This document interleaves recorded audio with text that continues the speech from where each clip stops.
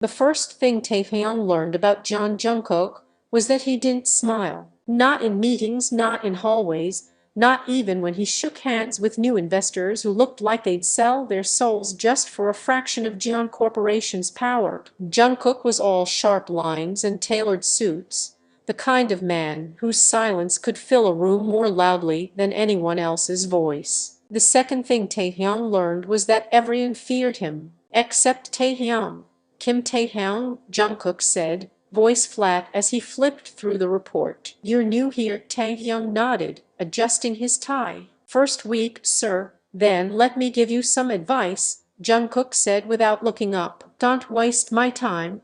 Taehyung arched a brow. Then don't make me wait 30 minutes outside your office when you called me in. The room went deathly silent.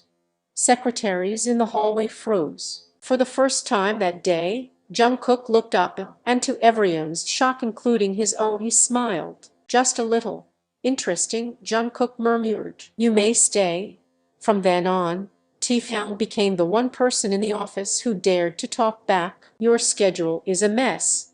Your email responses are terrifying. You need to eat something other than black coffee and spite. And instead of firing him, Jungkook listened. Late nights bled into early mornings as they worked side by side, reviewing contracts and designing campaigns. Somewhere between the exhaustion and caffeine, banter became easy. You know, people think you're a robot, Taehyung teased one night. Tie loosened, sleeves rolled up. Do they? Jungkook said without looking up from his laptop. You're no emotions, no feelings, just business. Jungkook finally glanced at him, eyes sharp and unreadable. And what do you think? Taehyung hesitated. His chest thudded. I think you're human. You just don't let anyone see it. The silence stretched. Jungkook's gaze softened, just barely. You see too much, he murmured. Hey. The shift was subtle but undeniable.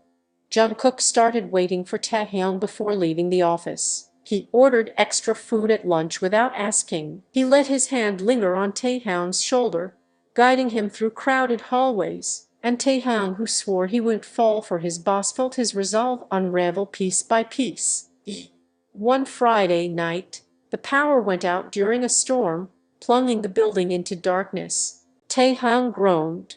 Perfect. Stuck in the C's office during a blackout. What a dream. Complaining won't bring the lights back, Jungkook muttered, lighting a small desk lamp. But when thunder rattled the windows, Taehyung startled, hand instinctively clutching Jungkook's sleeve. Jungkook stilled.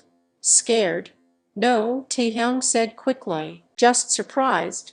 Jungkook tilted his head, watching him. Then, softer than Taehyung thought possible, he said, it's all right. And somehow, in the glow of the desk lamp, Jungkook didn't look like a cold, ruthless Sue. He looked like a man tired, gentle, and unbearably beautiful. Taehyung's breath caught.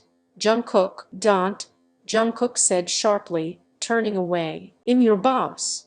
This whatever this is can't happen. But Taehyung for once didn't listen. He stepped closer, fingers brushing Jungkook's. Then fire me tomorrow. Just let me have this tonight. Jungkook's jaw clenched. For a heartbeat, Taehyung thought he'd pull away. Instead, Jungkook pissed him. It was nothing like the man. Everyone else knew this case was desperate, messy, filled with years of restraint snapping all at once. Taehyung clutched his shirt, Jungkook's hands framing his face like he was something precious. When they broke apart, breathing hard, Jungkook pressed his forehead to Taehyung's. You drive me insane, he whispered. Taehyung smiled breathlessly. Good. Someone had to. The lights flickered back on minutes later, but neither of them noticed.